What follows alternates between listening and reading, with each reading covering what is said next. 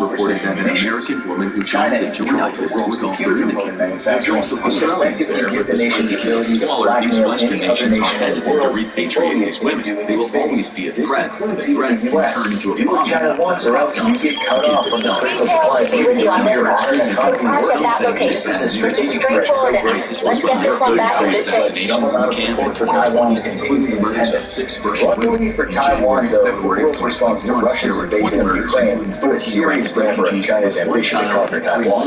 The unprecedented response from the West has shown China the lengths it's willing to go to in order to counter the aggression of authoritarian governments against free nations. Rumors swirl that China was actually planning to take military action this fall, but the Russian invasion of Ukraine completely derailed those plans. The last thing that China wants is to become a second global pariah, especially as its own economy faces some very serious internal disasters in the very near future. Not allies, but better than allies. This is how the Chinese describe their relationship with Russia. A statement meant to show mutual support and cooperation speaks far more about the divides between the two nations. The truth is, Russia and China have as much in common as they have in opposition, and it could spark a war. There are multiple points of contention in the China-Russia relationship. Both are autocratic dictatorships. Only China has at least given up the pretense of democracy.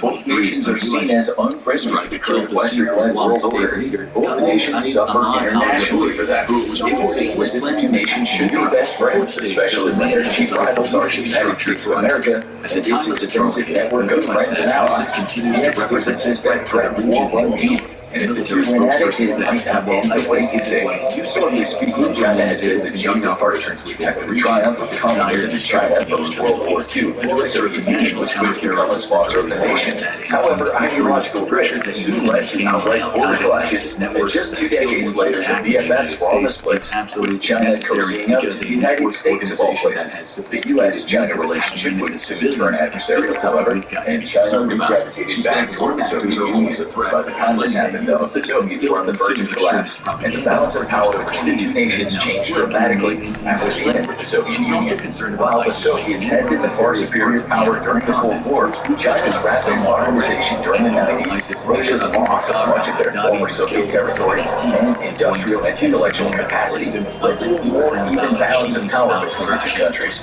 Russia was always on the declining side of the scale, as its economic development focused on reactivating former Soviet capabilities, while China was building brand new ones. Russia was annoyed at the fact that the former client state was now very much an equal partner, and as the balance of power continued to become more skewed, China's economy grew to over 3.5 times the size of Russia's. A new ideological divide has sprung between the two nations, with the Russians resenting that it's now a junior partner, and China rapidly declared her superiority over the Russian nation.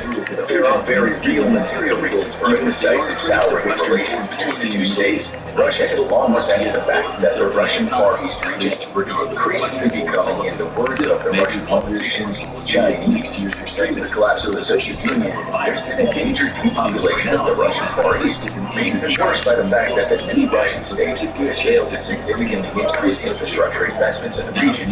Illegal Chinese and Korean immigrants, meanwhile, have blocked the region, along with a great number of very legal Chinese immigrants, alongside a lot of Chinese investment. The situation for Russia looks increasingly dire.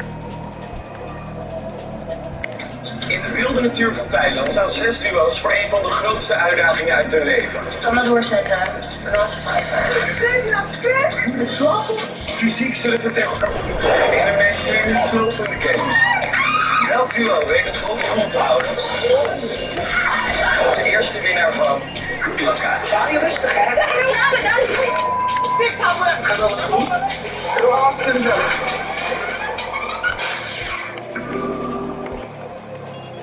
Hij zal toch niet ziek zijn?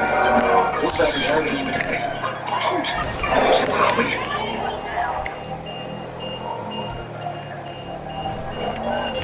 As Chinese firms pour money into the area, with the nation admitting that it has no other recourse but to accept the Chinese money.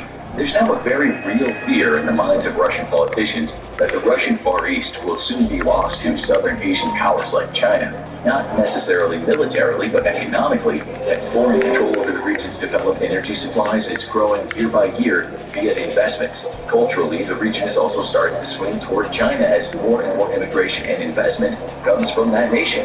With such a weak government, military, and economic presence in the region, it's not outside the scope of imagination that in a few decades, the Russian Far East may push for independence and absorption by China.